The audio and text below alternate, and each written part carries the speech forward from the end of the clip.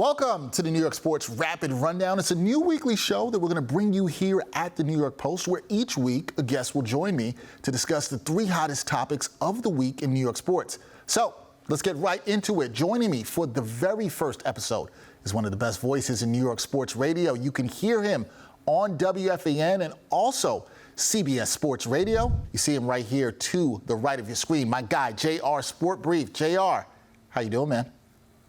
I'm good, Dex. Thank you for having me, man. I appreciate it. Well, I'm glad to have you here. I wanted you here for the first episode because, like I said, you're one of the best voices in New York sports radio. You know your stuff. You're going to tell the truth. Thank you. And we're going to talk a bunch of things on this episode. Three things. Everybody knows there's three things. We're going to talk about the Knicks. We're going to talk about the Yankees.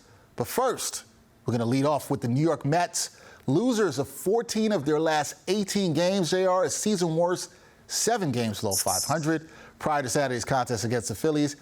And here's the thing. Considering they have the highest payroll in baseball, I got to ask this. Is the start to the 2023 Mets season the most disappointing New York baseball start of all time?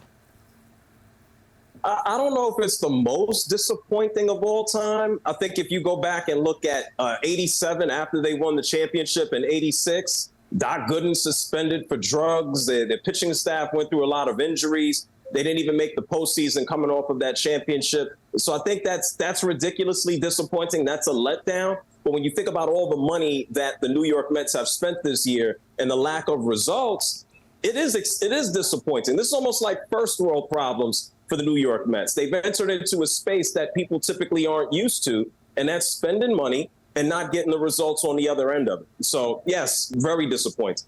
No, it's a great point you bring up there because Mets fans, they haven't been used to historically their team spending the money, right? And now they're spending the money and you're not seeing the results. You were right. It is a first world problem there. But I think for Mets fans, the thing that they're thinking about now is, okay, can this change? It's still early. I'm hearing this from Mets fans. They're telling me it's still early. It can happen. Do you believe, JR, that the Mets can turn it around this season? And if they can, how do you fix this team that looks like a hot mess right now? I don't think there is any fixing the team. The New York Mets, I think they went all in the offseason, bringing in Verlander. The year before that, they went all in. They bring in Max Scherzer. All of the young bats that Met fans wanted to see are now playing in the bigs. So I don't see any evening out. There's not bringing up somebody else. There's not to bring up another young guy. The veteran bats aren't performing. You look at what Francisco Lindor has been doing through the totality of the season. He's underperforming. I think the New York Mets are stuck where they are. And the reality is, I think Met fans need to realize that Steve Cohen spent a lot of money for the team to be competitive right now. He's made it very clear. He doesn't want to spend tons and tons and tons of money. He wants to have a reliable farm system. And I think he just put a Band-Aid on things temporarily, and the results haven't been there. So I think the New York Mets are just going to have to coast until they actually get production. And then the next thing, and people don't want to hear this, they're going to need some young arms, and that's going to take some time. Well, time is definitely not what Mets fans wanted to hear about this season. They were talking about the right now, JR. They wanted the winning this season in 2023, and now we're talking about time in the future, and the way you're talking, it sounds like the future's bleak. It doesn't sound like you have much hope. Any hope, JR, for the Mets fan at all? Not for the season. I mean, the hope is that you do have the young players, that you expect the young guys to eventually go out and do some work and perform. But I don't see any hope. I don't see anything big that's going to change this upcoming season. I think the Mets are what they are right now. Mets are what they are. You heard it from JR. All right, JR, let's move on to the Yankees for topic number 2. The Yankees, they can't get their offense going without Aaron Judge, who we actually just learned had suffered some ligament damage in his toe that he had injured. Josh Donaldson, he's not played well for the Yankees at all. Yankee fans, they are frustrated, chanting DFA during his at-bats. And I think his play has definitely been boo-worthy. So my question here for you is it time for the Bronx Bombers to move on from Josh Donaldson and get him up out of here? I think it's going to take some time, especially with no Aaron Judge. I mean, if you look at the Yankees, they already don't have offense. Josh Donaldson, if there's one thing that he does have, it's power. And we've seen that because he's been able to go out there and do absolutely nothing else. And so I think that might be a reality when Aaron Judge comes back, but you still want to be able to slot someone in at that DH position. But I honestly think that Josh Donaldson He's past his expiration. DJ LeMahieu needs to be playing at the hot corner the majority of the time.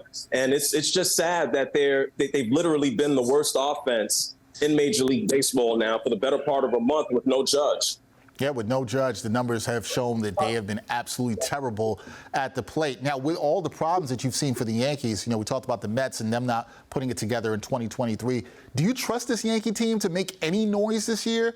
And how badly do they need their captain back in the lineup? Because it seems like they can't do anything without him right now. No, they absolutely need Aaron Judge. Now, I have more optimism for the New York Yankees than I do the New York Mets. The Yankees still waiting on Rodon to make his debut as a Yankee.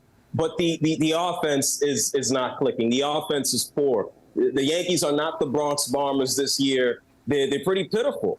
And so the thing that might keep the New York Yankees alive happens to be the pitching. And so Garrett Cole, ridiculously reliable. We know he's susceptible to the long ball. And then you have Rodon. Somebody's going to have to step up and be a number 2 win. And if they get to the postseason, which I believe they will. We still believe the Yankees can do some things. Hope for the Yankee fan.